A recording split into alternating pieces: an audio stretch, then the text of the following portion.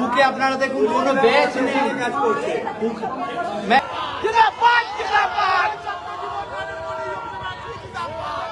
সেটা খুলতে আর সেটা ভাঙতে 1000 পুলিশ, কলকাতা পুলিশের যত ফোর্স আছে সব ডিপ্লয় করে দিয়েছে। তৃণমূলকে এত ভয় কেন? দাদা এইভাবে এত কেন শেষ করবে? হাত ভেঙে যাবে।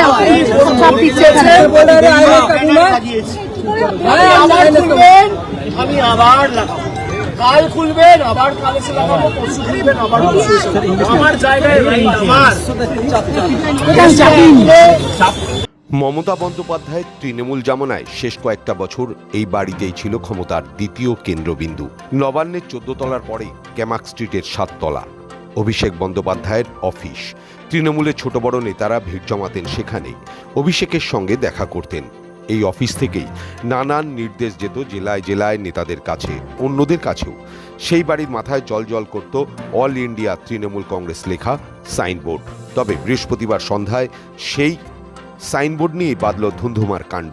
অবৈধভাবে সাইনবোর্ড লাগানো হয়েছে এই অভিযোগ করে বৃহস্পতিবার বিকেলে পুলিশ নিয়ে সেটি ভেঙে দিয়ে যায় কলকাতা পৌরসভা। তবে তারা চলে যাওয়ার পর সেখানে ফের ব্যানার টানিয়ে দেন অভিষেক বন্দ্যোপাধ্যায়ের অনুগামীরা। ব্যানারেও একইভাবে তৃণমূলের নাম এবং প্রতীক রয়েছে।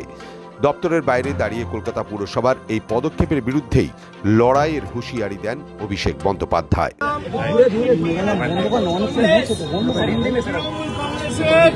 নামে ভাড়া তৃণমূল কংগ্রেস অফিসিয়াল টেনেন্ট আজ থেকে নয়, 6 বছর 6.5 বছর থেকে প্রায় 7 বছর ধরে ভাড়া দেওয়া হচ্ছে প্রতি মাসে।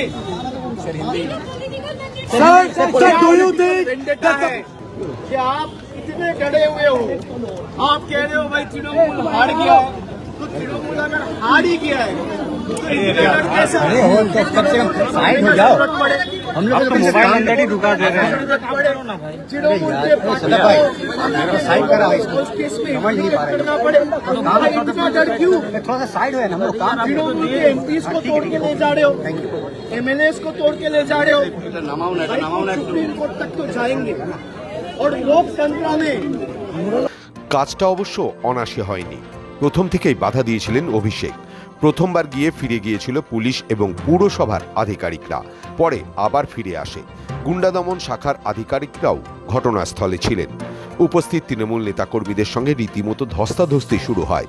সিঁড়িতে শুয়ে পড়ে পুলিশ এবং পুরসভার কর্মীদের আটকানোর চেষ্টা করেন রাজ্যসভা তৃণমূল সাংসদ ডেরেক ওব্রায়ান সহ অন্যান্যরা।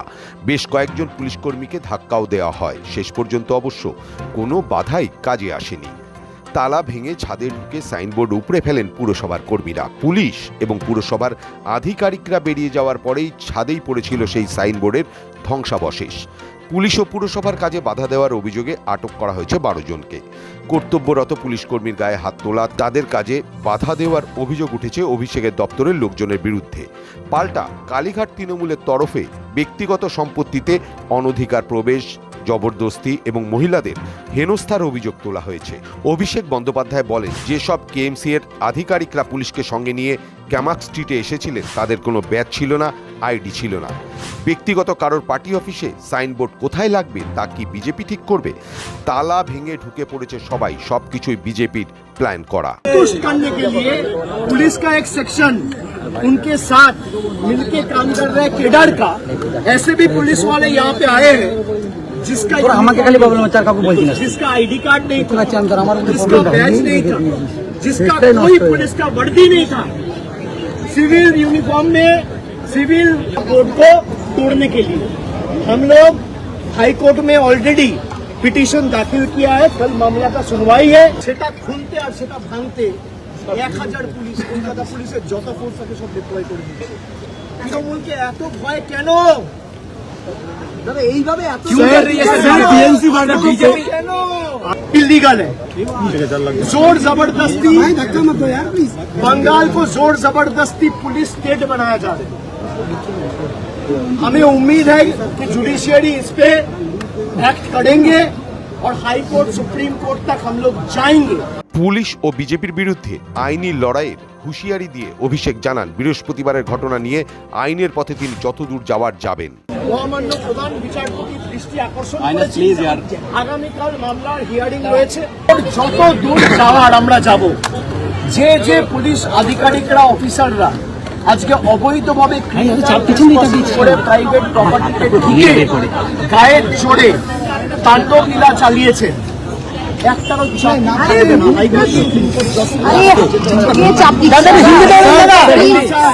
जाएंगे और जितने भी आधिकारिक संविधान के खिलाफ बीजेपी को संतुष्ट करने के लिए काम किया है वो एक एक को तृणमूल कांग्रेस सस्पेंड करवाएंगे। देखते हैं कि संविधान का ताकत ज्यादा है। একদিকে যখন আইনি লড়াইয়ের হুঁশিয়ারি দিচ্ছেন অভিষেক, তখন স্বয়ং অভিষেক বন্দ্যোপাধ্যায়ের বিরুদ্ধে পুরসভার কর্মীদের গায়ে হাত তোলা এবং সরকারি কাজে বাধা দেওয়ার চাঞ্চল্যকর অভিযোগ উঠেছে। ক্যামাক স্ট্রিটের অফিসের হোর্ডিং সরানোকে কেন্দ্র করে উত্তেজনার ঘটনায় 3টি মামলা দায়ের হয়, গ্রেপ্তার 12 জনেরও বেশি। এফআইআরগুলিতে অভিযুক্ত হিসেবে অভিষেক ছাড়াও নাম রয়েছে ডেরেক ওব্রায়েন, বৈশানর চট্টোপাধ্যায়, হুমায়ুন কবিরদের। ভারতীয় ন্যায় সংহিতার সংশ্লিষ্ট ধারায় তাদের বিরুদ্ধে মামলা রুজু করা হয়েছে। অভিষেক ব্যানার্জিরা বুঝতে পারছেন না যে সরকার পাল্টেছে, পরিবেশ পাল্টেছে, প্রশাসন পাল্টেছে। এখানে কোনো একটা পরিবারবাদ বা কারো মনমর্জি চলবে না। আইন সবার জন্য সমান, আর পুলিশ সেটাই করে দেখাচ্ছে। ভাই কেউ আইনের উপরে নয়, প্রয়োজন হলে আইন সব করবে। বিজেপি কোথা থেকে এলো? প্রশাসন তার কাজ করছে, পুলিশ কি বিজেপি নাকি?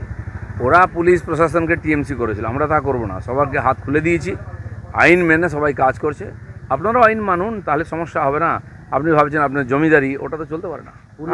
অভিষেক বন্দ্যোপাধ্যায় এবং তার সাঙ্গপাঙ্গরা যেভাবে তাদেরকে বাধা দিলেন, পুলিশের সাথে ধস্তাধস্তি করলেন, কিন্তু সাংসদ না গুন্ডা সেটা বোঝা যাচ্ছে না।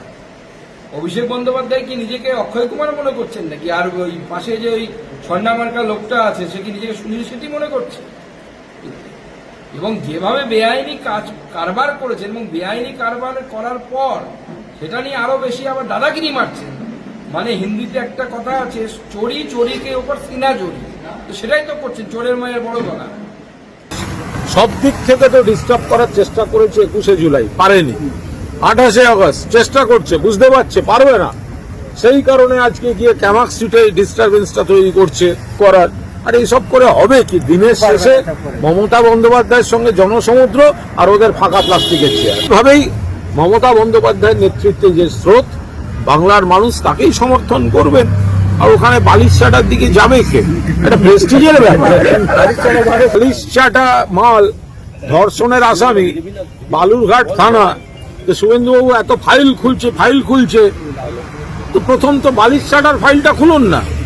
তো ফলে ওই বালিশচাটার দিকে কারণ মান সম্মান থাকলে কেউ ওদিকে যায়? ये डर हमें अच्छा लगा, ভয় পাচ্ছে বলে তো নামগুলো বলছে। ये डर हमें अच्छा लगा, আমরা এনজয় করছি। যারা ওনার কথা অনুযায়ী যারা চুরি করেছে, দুর্নীতিগ্রস্ত, ওনার কথা অনুযায়ী ক্ষমতা নেই, জেলের মধ্যে তো আর জীবিত প্রকাশ্য ঘুরে বেড়াচ্ছে, ডুবাইয়ের মতো মাঠে ময়দানে লড়ে বেড়াচ্ছে। জীবিত দলনেত্রী বাড়িতে আছেন, দিব্যি বসে আছেন। যা সোশ্যাল মিডিয়াতে একটু বার্তা দিচ্ছে, মাঝে মাঝে পায়ে হেঁটে একটু রাস্তায় চক্কর মাঝে চা খেতে যাচ্ছেন, তাতেই ওনার সমস্যা। বলছে বাড়িতে বেরোতে দেবো না, সেই ব্যবস্থা করছি। কি করবেন? খুন হতে পারে। আপনি মমতা ব্যানার্জিকে গৃহবন্দী করে রাখতে পারেন, অভিষেক ব্যানার্জিকে আটকে রাখতে পারেন, পার্টি অফিসে গিয়ে ব্যানার খুলে ছুঁড়ে ফেলে দিতে পারেন, অসংখ্য কর্মীদের নামে মিথ্যা মামলা, মিথ্যা কেস দিতে পারেন। একটা বাংলায় গান শুনেছিলাম না, ওই মন বান্ধবী কি করে? তুমি সমস্ত কিছু করতে পারো, মনকে তো তুমি বাঁধতে পারবে না পারো, কিন্তু মানুষের মনে তৃণমূল কংগ্রেস যে আছে, যে মানুষের মনে তৃণমূল কংগ্রেস আছে, ওখান থেকে মূলকে উপরাবে কি করে?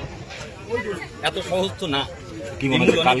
এর আগেও বেআইনি নির্মাণের অভিযোগে ডায়মন্ড হারবারের আমতলায় অভিষেকের সাংসদ কার্যালয়ের একাংশ ভেঙে দিয়েছিল প্রশাসন। তা নিয়েও মামলা গড়িয়েছে আদালতে। এবার ভাঙা পড়ল ক্যামাক স্ট্রিটের দপ্তরের দলীয় সাইনবোর্ড। অভিষেকের অভিযোগ, প্রতিহিংসা পরায়ণ বিজেপির নির্দেশে ব্যক্তিগত সম্পত্তিতে অবৈধ হস্তক্ষেপ করছে পুরসভা। এ নিয়ে কলকাতা হাইকোর্টের দ্বারস্থ হয়েছে তৃণমূল। শফিক সান্যালের রিপোর্ট, সময় কলকাতা।